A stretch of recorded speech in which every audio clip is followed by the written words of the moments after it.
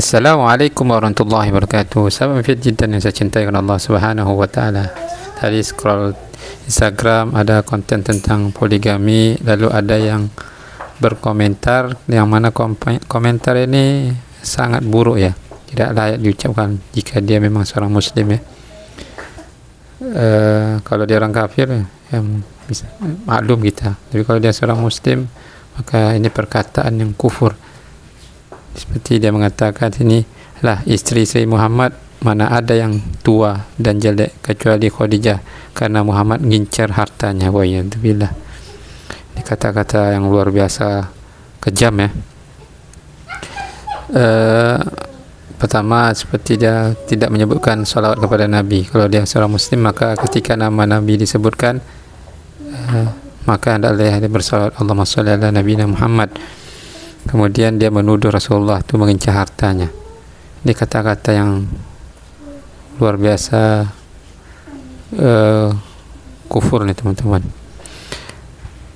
Ada juga yang balas ya komentar kurang ajar ini ya. Jangan memfitnah baginda Nabi memilih Khadijah karena Khadijah wanita yang utama, wanita yang salihah, bukan karena hartanya tapi karena kesolehannya. Jangan sembarangan kamu. Kemudian ada juga yang membalas ya, Khadijah yang mengincar Nabi Muhammad SAW karena akhlaknya. Ini fakta.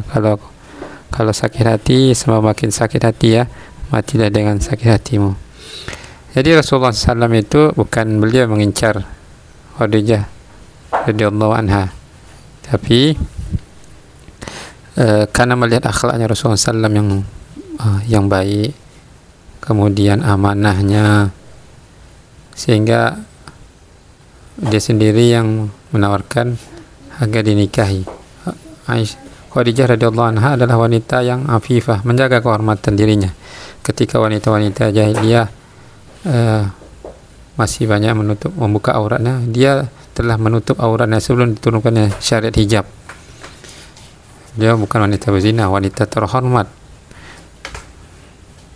Sehingga ketika dapat tawaran menikah dari Khadijah, Rasulullah SAW tidak langsung mengiyakan. Dia tanya pamannya Abu Talib bagaimana pendapatnya. Lalu setelah itu pamannya Abu Talib memberikan sinyal positif bahwasanya bismillah, maka Rasulullah memberikan mahar yang terbaik. Rasulullah SAW beliau bersabda dari riwayat Bukhari, khairun nisa'i hadil ummah khairun nisaiha Maryamu wa khairun nisaiha Khadijatu. Sebaik-baik wanita di umat ini adalah sebaik-baik wanitanya adalah Maryam dan sebaik-baik wanitanya adalah Khadijah. Ini adalah tazkiyah ya dari Rasulullah SAW akan kemuliaan yang ada pada diri Khadijah radhiyallahu anha. Mereka yang mengatakan kata-kata ini yang serupa dengan beliau ini, maka dia jatuh kepada, jika dia Islam maka jatuh kepada nawaqidul Islam. Wuduk bisa batal, solat bisa batal, begitu juga keislaman seorang bisa batal. Di antara pembatal keislaman itu adalah menghina Islam, seperti mengolok-olok Allah dan Rasulnya, Al-Quran, agama Islam, malaikat atau para ulama karena ilmu yang mereka miliki, atau menghina salah satu dari syiar Islam seperti solat, zakat, puasa, haji, tawaf di Ka'bah, wukuf di Arafah, atau menghina masjid, azan, memelihara jenggot, tentang poligami, Rasulullah pedofil, wa iyadzubillah. Ini harus diketahui setiap muslim agar jangan sampai lisannya menyebabkan dia jatuh ke dalam kebinasaan. Karena dua lubang yang banyak menyebabkan manusia itu masuk ke neraka adalah mulutnya dan kemaluannya. Allah Subhanahu wa taala mengingatkan surah Taubah ayat 65 sampai 66. A'udzubillahi minasyaitonir rajim. Wa la in sa'altahum la yaqulunna innama kunna nakhudu wa nal'ab. Qul abillahi wa ayatihi wa rasulihi kuntum tastahzi'un. La ta'tadiru qad kafartum ba'da imanikum. In ta'fu an ta'ifatin minkum nu'adzib ta'ifatan bi annahum kanu mujrimin. Katakanlah, apakah dengan Allah, ayat-ayatnya dan Rasulnya kamu selalu berolok-olok? Tidak usah kamu minta maaf karena kamu kafir sudah beriman. jika kami memaafkan segolongan dari kamu lantaran mereka taubat, niscaya kami akan mengazab golongan lain disebabkan mereka adalah orang-orang yang selalu berbuat dosa.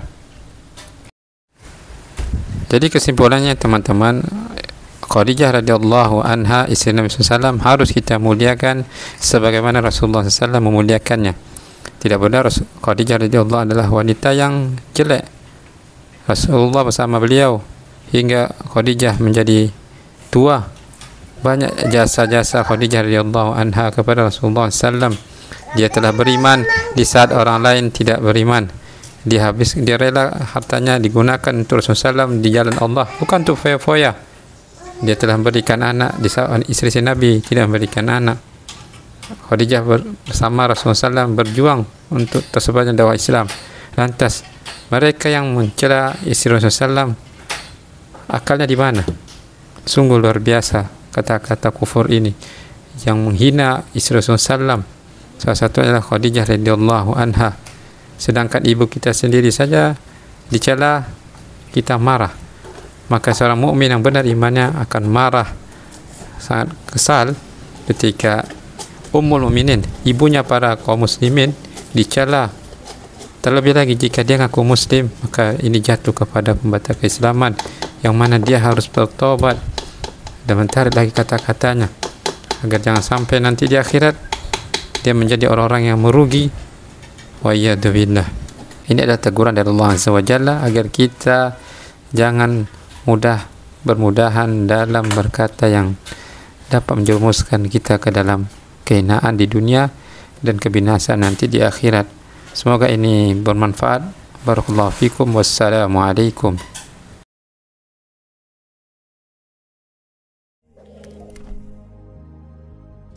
Sallallahu alaihi